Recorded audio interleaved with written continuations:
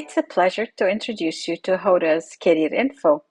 My name is Hoda Kilani, career and academic coach at Right Career Fit. Coaching is all about storytelling, helping you to envision and tell your story your way. I put this series together to share stories of inspiring career people from across the globe. I hope their stories motivate you to envision your career story, discover your road to success, or recast your career path. And more importantly, I hope that you love these career stories as much as I do.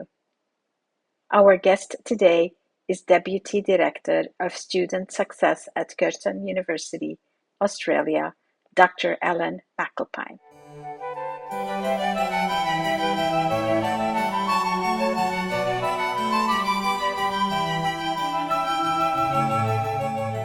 Being brave and making decisions, and what's having that sort of voice at the back of your head say, what's the worst that could happen?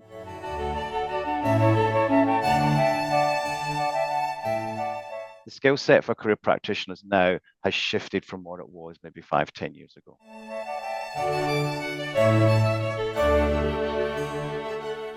Yes, we should challenge, and yes, we should call out things that aren't right, but it doesn't need to be adversarial. It needs to be collaborative and looking forward for the better of everybody.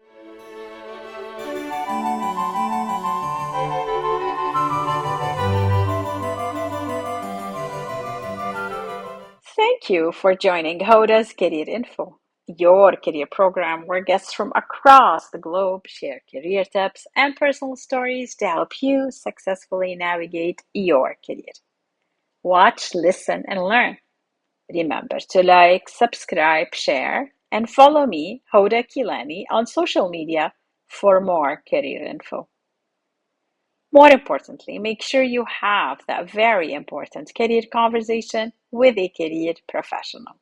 Our guest today is Dr. Alan McAlpine.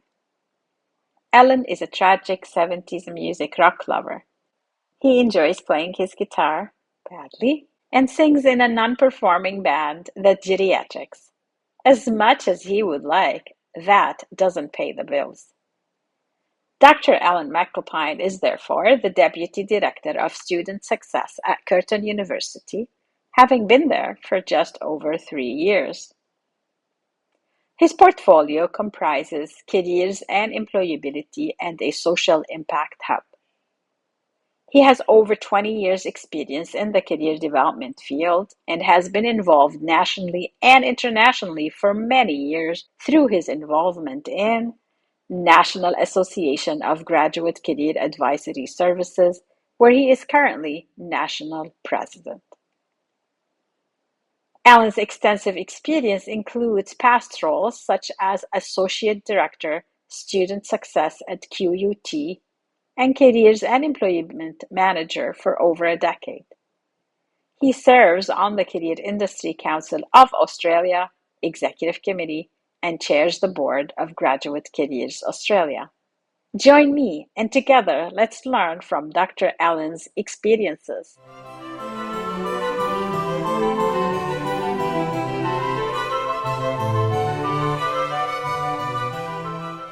Welcome, Dr. McAlpine, to Hoda's Career Info. Thank you for joining me today in this program. Right away, Doctor, I'm going to ask you the first question that I ask every guest who comes on this program, and that is, what is the term that best describes the work that you do, and how would you define it from your perspective? Yeah, I think I do what I do because I like to support students to get the most out of their study experience, and really the work that I'm involved with secondhand, because it's obviously my staff who do a lot of this work now, although I've been in the practitioner space. We do that mostly, but not exclusively, mostly outside of the curriculum, so outside of the classroom. So it's really about how can we add value to the students' experience, but more than that, how do we add value to who they are and what they want to do with their lives and their careers, and helping them think about how they can best reach that. And not only when they finish, but beyond that, we should be setting them up for the rest of their lives, not just the first step beyond higher education. How do I define what we do? I define it as a safe place where they can identify the skills that they want to develop, help them look for opportunities and ways of developing and building those skills, providing space and opportunity to try and test things out without any negative impact on what they do, so that they can make reasonable and sensible choices about their lives, and just really having that safety net under them and around them to help them make informed career decisions, and empower them to go whatever it is they want to do. So that's probably a holistic way of how I think about what my job is.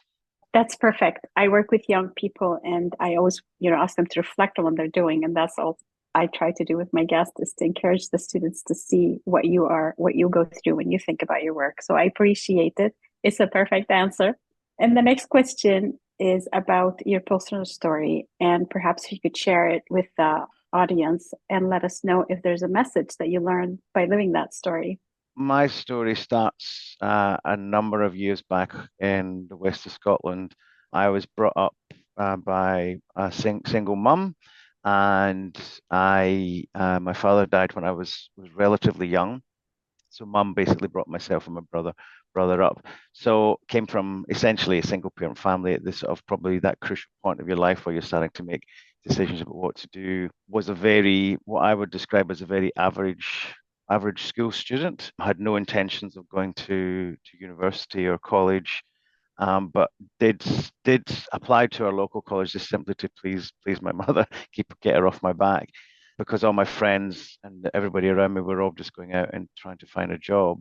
I I remember commencing college. So it was a technical college at the time. It's now a university in the west of Scotland called University of Western Scotland, and it really I think I just really started enjoying the lifestyle and the place where I was in the learning. And my degree was in biology, and so I did my first degree in biology. And every year I remember just getting more and more into the topic, and just loving what I did, and loving the student lifestyle. Always had part-time work, always did things on the side, but loved the study and loved the people that I mixed with.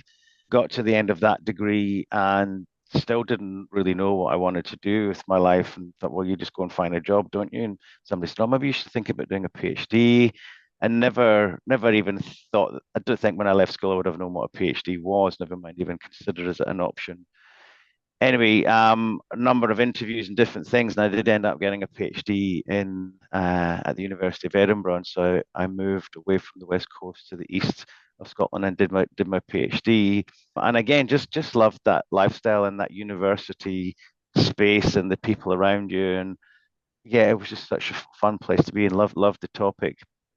Did that, and I remember graduating and reflecting back on the last probably what would have been 7, 8 years of my life, and thinking, when I left school, if you'd said that you're going to be sitting graduating and you were going to be called doctor, I would have just laughed at you, because that was never a thought in my mind that that would be even achievable, possible, or was even in my vernacular vocabulary. So that was really interesting. And I think that's driven me from the perspective of the power that education can have in your life, and how that then can affect the people around about you in a positive way, and really sort of open up your eyes to the world. And one of the things that I've loved being in a university has been, I like to travel, and that's given me that opportunity to go and explore new places and meet new people. It's really been exciting. So that's probably one of the undercurrent drivers of what I do now, is about the power that education can have in people's lives. Fast forward a bit, I stayed as a scientist and academic researcher for a number of years, but I got to a point where I was looking at what was coming next. Had done a number of different sort of professional and personal development type courses, and when I looked ahead at where I was trying to head, so I always knew that I was probably driven enough to want to run my own show, as it were, and have my own lab and do my own research.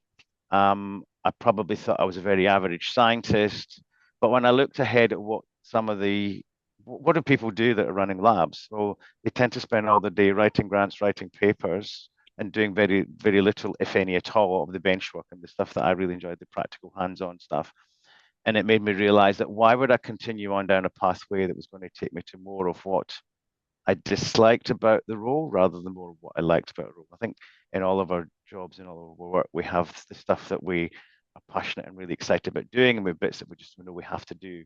But this pathway was taking me somewhere that was about more of what doing more of the things that I wasn't actually really didn't sort of set my my light up and give me excitement in my day life. So that sort of made me shift my thinking, and I always knew that I had, or I was starting to recognize the more and more that I was really enjoyed being around and working with people. I came to Australia for a year, more as a means to an end, but worked as a scientist because I had to for my visa, went back to the UK and ended up working on one of the courses that I'd been on that was focused on supporting PhD students to think about who they are and what was important to them and what they wanted to do with their lives and careers. And I ended up really being part of that whole community, and that was really exciting and so much fun. And thought that's the type of thing I want to do. And because it was a career space, that was kind of a secondary thing, but the career stuff was in there. And then so when I came back to Australia, I ended up working in a small consultancy and outplacement, working with people that were being retrenched from their organizations and supporting them back into the workforce. Worked with a guy who was a trained organizational psychologist, so he taught me how to work one on one with people and sort of practice counseling techniques. And with that, I then went back and did a master's in counseling as well because I wanted to learn how to do that in a bit more effective way. So that's what really that space got me into really working with individuals, working with groups, and working with organizations in some ways in that career space. Was still keen to think about that connection with universities. Went used to go to universities and try and run short courses for them because I was keen to sort of be in that environment. And then all of a sudden, I got asked to apply for this job and ended up going to New Zealand to basically set up a career service for PhD students. So all of a sudden, the two parts of my life were colliding. The stuff that I'd been learning and thinking about the career development, but that sort of university life and that academic PhD life.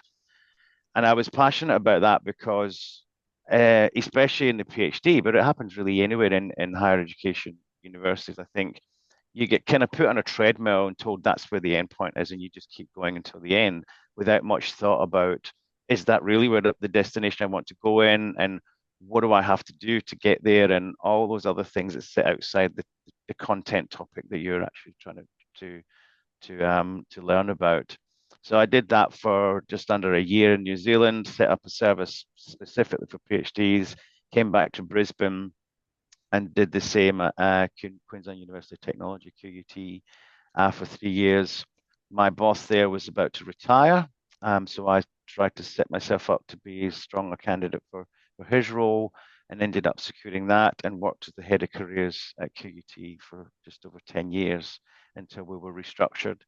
But over that time, learned so much about, I guess, working in a university in a leadership role, more and more in that career space. Managed to then ultimately find the space to get more and more involved with our professional association, NAGCAS, National Association of Graduate Careers Advisory Services, and became state president and ultimately national president for 4 years when I was there. So all of a sudden, this world just opened up in relation to just the people that I knew both across the country and ultimately now across the globe, and how I sort of connect. And that's what excites me and gets me up every day in terms of what we're doing. But I always come back. In fact, I occasionally in my current role, which is Deputy Director of Student Success, which comprises a bit more than just careers. We have a leadership program that one of my staff run, and I go along once a year and I talk to them about that journey, and I talk to them about how the things that have influenced me along the way, and that therefore are why I do things in the way that I do, and how I build my team, and what I think is important.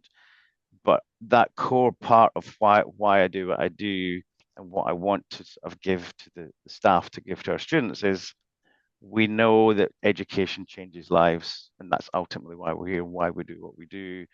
And the best we can support individuals to work out what's important for them so that they can make good and strong career choices, the better it is for everybody. So that's always the underlying driver for me.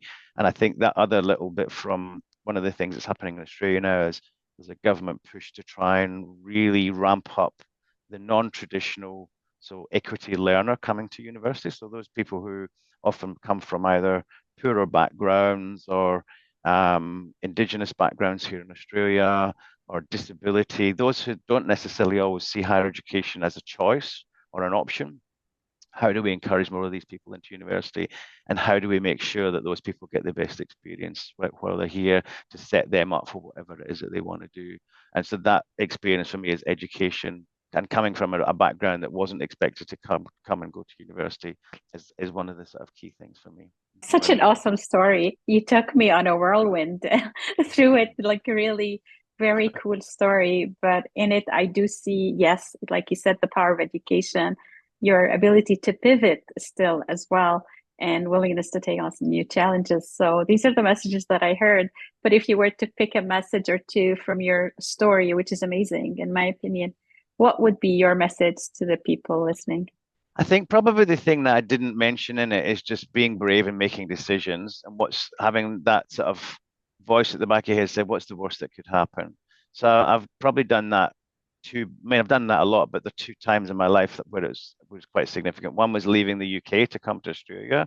I literally finished my job and I went out and bought a ticket and came to Australia a week later, not knowing what I was going to do or what was going to happen, but just being brave enough to go, what's the worst that could happen? I have to go back home and I have to then pick up the pieces and start again. But what's the worst that could happen? And I did it and made it work. And just trusting that career development process of just getting out and talking to people and building relationships and connections and finding your flock in essence. Um, but you've got to go through that process to get there and trust in that process. And it and I did the same just over 3 years ago when I came to Western Australia. I left Brisbane after 20 years, left my family there, left my friends there, came here without really knowing anybody, but just trusting that I could make it work. And kind of here, I'm still here 3.5 years later and enjoying it. That's perfect. And thank you so much for this wonderful message to give people to reflect on. In your role as Deputy Director Student Success at Curtin University in Australia, I do have a question. It represents also an article that you recently co-authored with Tessa McCready. Career development, what is it and why does it matter? Can you answer the question as best as you can in this episode? I'll answer the question second, but I'll say why the article was written, I think, because there's been a huge career development has been the concept, I think, and the theoretical underpinning that's been around for a long while. Universities had moved probably in the last 10 plus years to work integrated learning as a model that can provide that connection for students into the workplace that ties back to the discipline of study. And that's been a huge driver. And then in the last 5 or so years, the word employability has become something that, and often the terms were used interchangeably.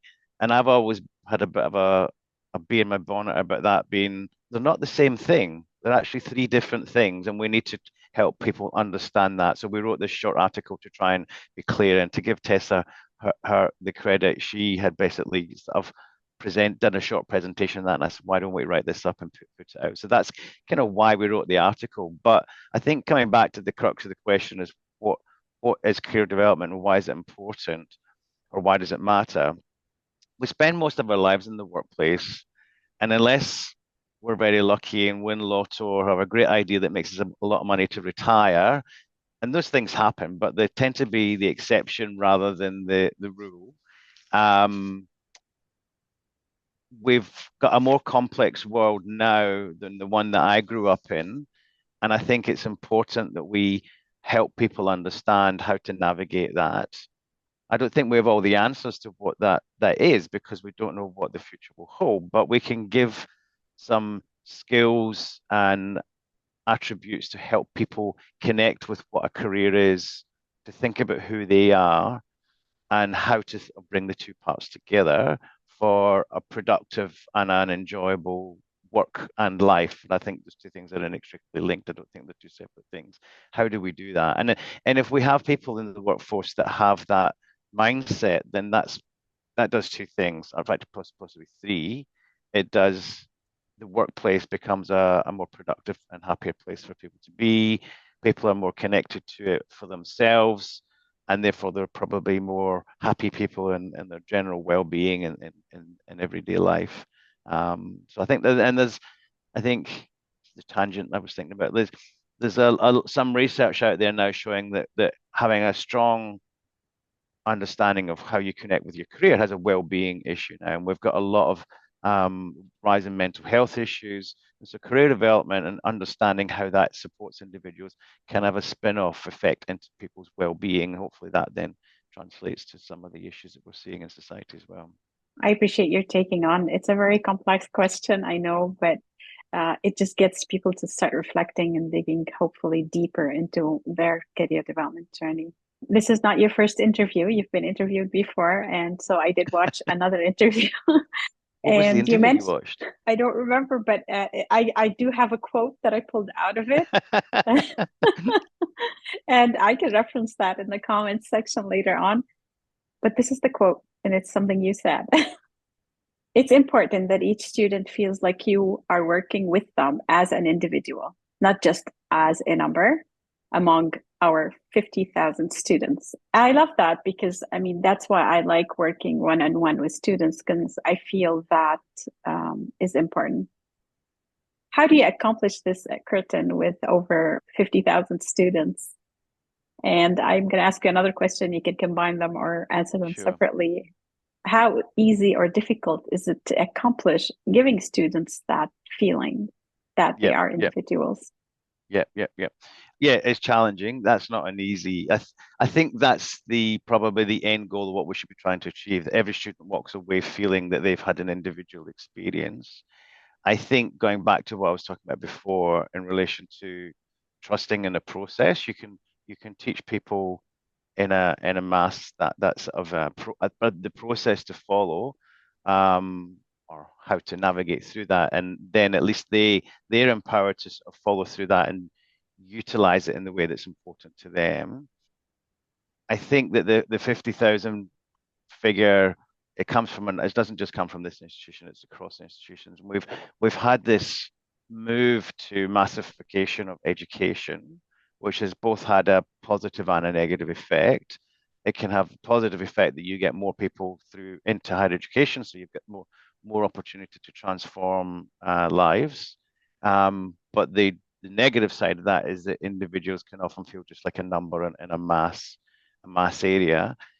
Within a career service, you've got a limited resource. So we know the power of that one-to-one work. It's really, really it can be very significant, that one-to-one work. But you're not resourced as a service to deliver on that. So how do you do it? Should we stop doing the one-on-ones? No, I don't think we should stop doing the one-on-ones, but we should keep them for the people who probably need it the most. One of the things I found was often the people who were coming to see us one to one were the most proactive, the most likely to succeed, and the people who probably, while they should have access to that, I'm not saying they should have access to it, but they could probably succeed without it as well. Yeah.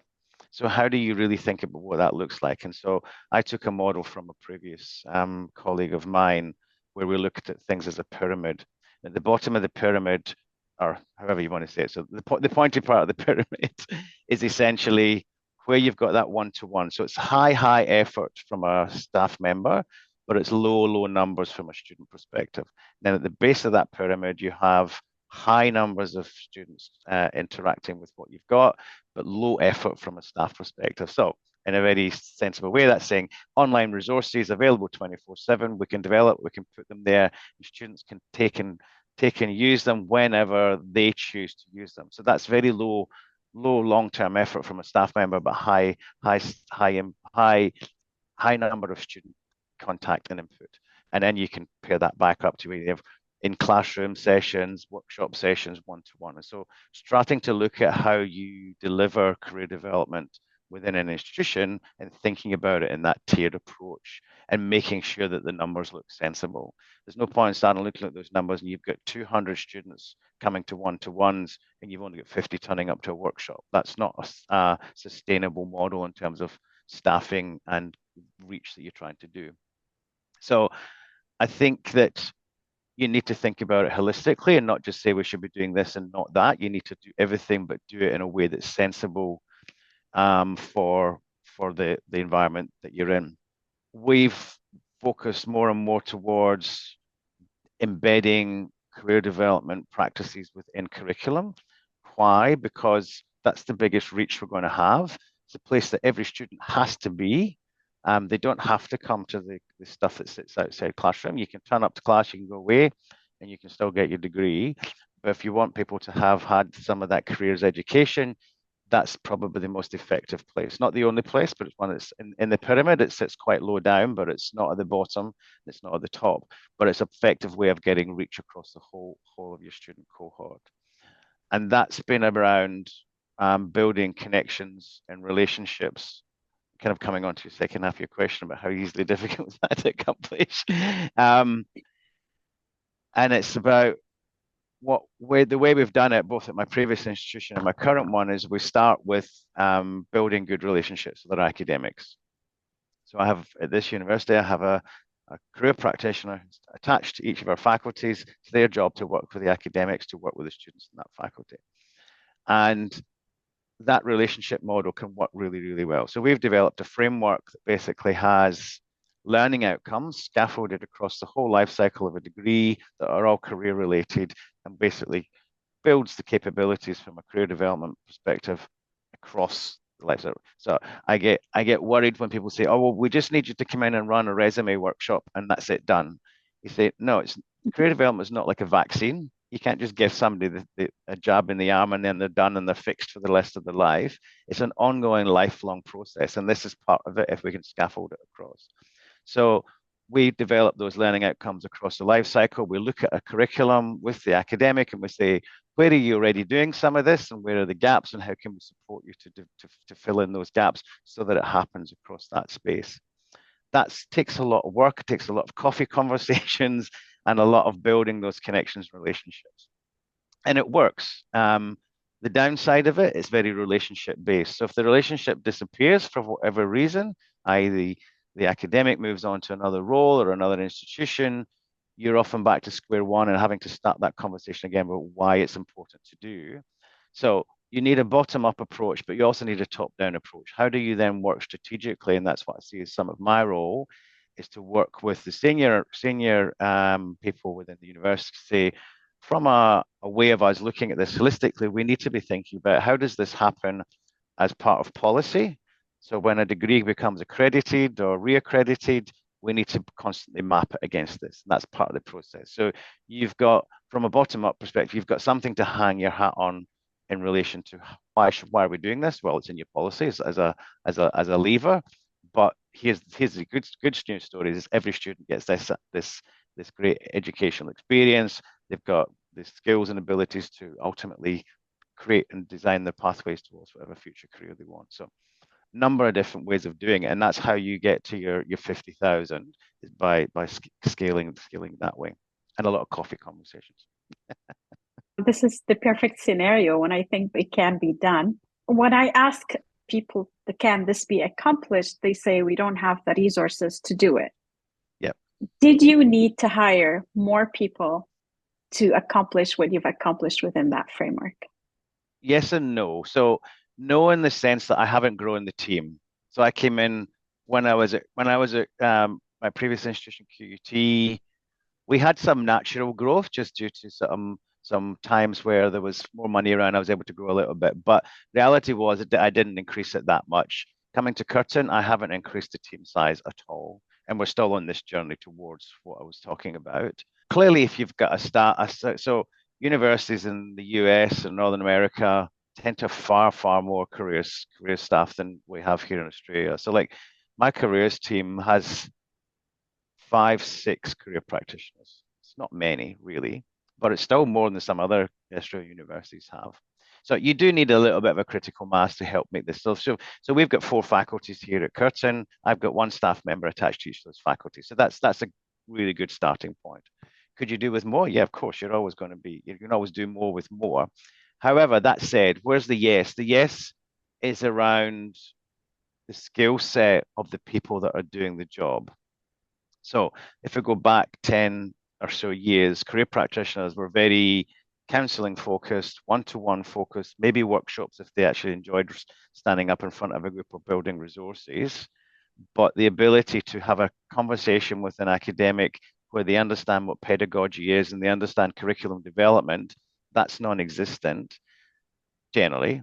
And also they don't, it's not what they get into the job to do. That's not why they're there. And that's not what gives them their buzz in there. So I've seen some transition in the staff, the personnel. So that's the yes part of it. So yes, sometimes there can be a bit of a shift in terms of this isn't the right role for me anymore. You're thinking this is the focus and not this. I'm going to make a choice to move on to another role, which is fine. And I'll recruit based on the skill set that I now require. So I think the skill set for career practitioners now has shifted from what it was maybe 5, 10 years ago. Thank you so much for taking on this question. I've got a lot more question about this program. I'm very excited about what you're doing. But I do have one more prepared question that I talked to you about. Dr. Allen, I advise young clients to continually step out of their comfort zone and take on new challenges. I can see from your life you constantly take on new challenges, but is there a challenge that you can share to give us an example of how challenges come your way and maybe something you're looking to take on now or in the near future? It's interesting. I think so I don't think of myself as necessarily somebody who likes taking on big challenges or new things. But when I reflect back on what I've done, I can see that they're there. So I probably do. Maybe I'm maybe not as entrepreneurial as maybe some people are. The big challenge, and if you read my bio, big challenge I took on this year, which is a personal one. So I've been doing singing lessons for a while, and we had a recital with my singing teacher last weekend, and and I've been playing guitar very average for a number of years. And I thought, but the bringing the two bits together was always really, really hard. I could never do it. I thought, right, that's my goal. I want to do a song, sing it, and play it on the guitar. So, and I'm always reminded when I do that, it's bloody minded persistence and practice. I just have to give myself the goal that I'm going to try and achieve and just work towards it. Is it going to be perfect? No, but it's going to be a lot better than it was if I give up after day one or day two, if that makes sense. From a Absolutely. workplace perspective, I do set yearly goals that are very sort of broad, but and I actually draw things up and I stick them on my fridge at home. And when I'm in the kitchen, I look at them and I go, haven't done anything with that. But it's this constant reminder that there's something I've said to myself I'd like to try and do. Because I think I'm inherently lazy and I'm quite happy to sit and um, eat good food and drink good wine and watch telly and not do anything else.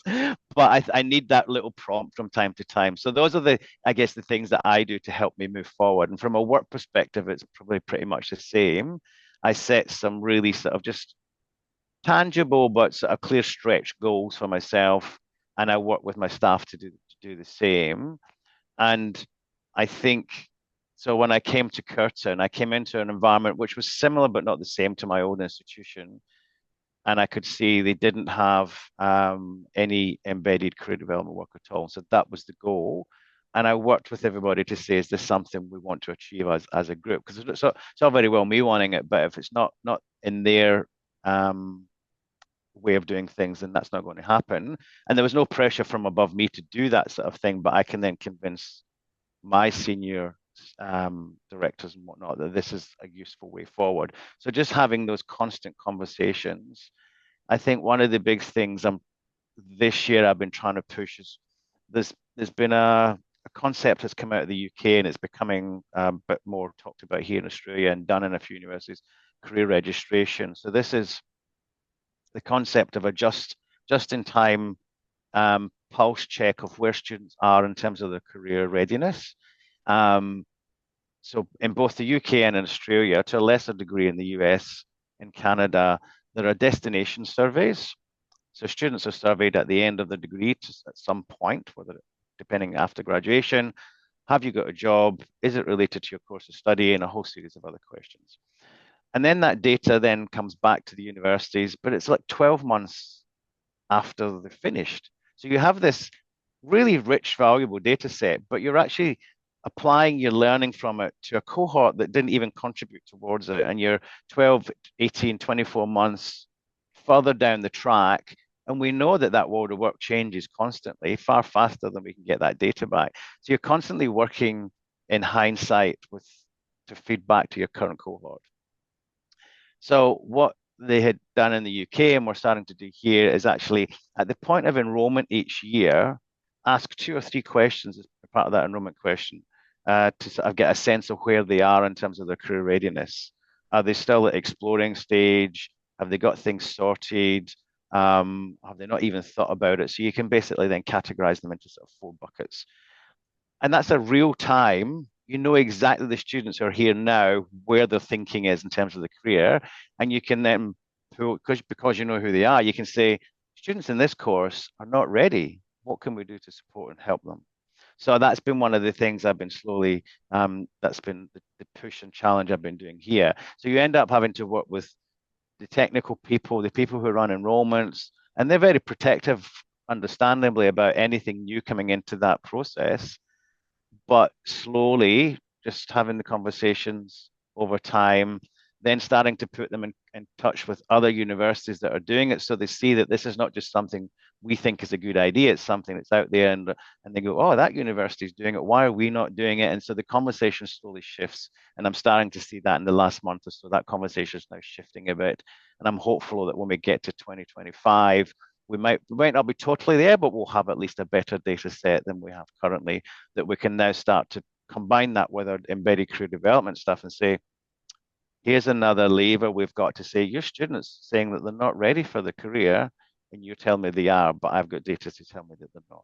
So how do we shift that conversation? There's a That lot is of very, shifting very conversations. cool. Very cool, and such valuable information because I think we all agree that follow-up is important. It's like you started with this, and then where did you get, but also follow to make sure that they are thinking about it and moving Hmm. forward. Very cool work. And you get a Uh, better indicator if you've done a specific intervention, and then they fill in the readiness survey the following year, you can have a clear link back. Did it shift them? yes. So these were all the questions I had prepared for you, Dr. Allen. It's been fun. Is there anything else you'd like to add or something that I didn't ask you about but you'd like to share? I had a little thinking about that. I think the main thing is both for staff and for students to keep that positive outlook. There's a lot of negativity flies around, especially at the minute in the time of artificial intelligence and this sort of narrative that it's going to take away jobs, this, that, and the other. I get frustrated at. I've always disliked the adult thing, like, oh, the children of today, they don't know blah blah blah, and so I've always really sort of steered away from ever getting into that mentality, because it's not our world, it's their world. Their world is their norm. It's not our norm. And that's just why we as the older generation are the ones that struggle with it, because it's not what we were used to. But the students behind us, the individuals growing up behind us, that is their world. They don't know any different. So I'd love to see our media and stopping this negative narrative that we constantly put out there. And I think a positive outlook, happier people, help them make better decisions, help them see that they can be in control of their own direction and destiny, help them be more productive and better places to work. I'm listening to my words, and I'm not saying that people should be all Pollyanna and happy all the time. That's not the reality of the world. I understand that. But we need to be far more accepting of one another, accepting of the differences, and understanding of how we work together better. And if we can do that in a positive way, one of the things that frustrates me. So I'm just thinking the big debate between Camilla and Trump, and this adversarial thing that we have that goes on, and I see it here in the universities too, between our student guild and university. I'm like, why does it have to be that way? In my view, it doesn't have to be adversarial. Yes, we should challenge, and yes, we should call out things that aren't right, but it doesn't need to be adversarial. It needs to be collaborative and looking forward for the better of everybody, in my view. That's probably the last thing I'd want to say.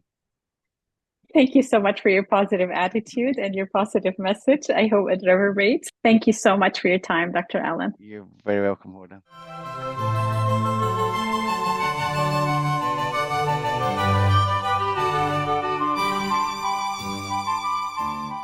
That's it for Hoda's Career Info, the program where career professionals from across the globe join me to empower you to succeed. Our guest today on Hoda's Career Info was Dr. Alan McAlpine. You can connect with Dr. Alan on LinkedIn.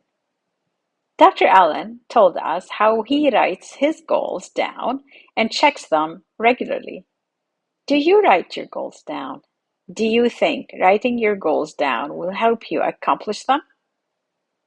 Remember that you can watch Hoda's Career Info on YouTube or listen to the episode on your favorite podcast app. To let me know if you are interested in an opportunity to talk about your work, you can send me a direct message on my website, writecareerfit.com, where you can also sign up for my newsletter to stay up to date on the latest episodes. Please like, subscribe, share, and follow me, Hoda Kilani, on social media for more career info.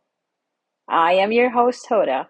Until next time, remember, your time is very precious. How are you spending it?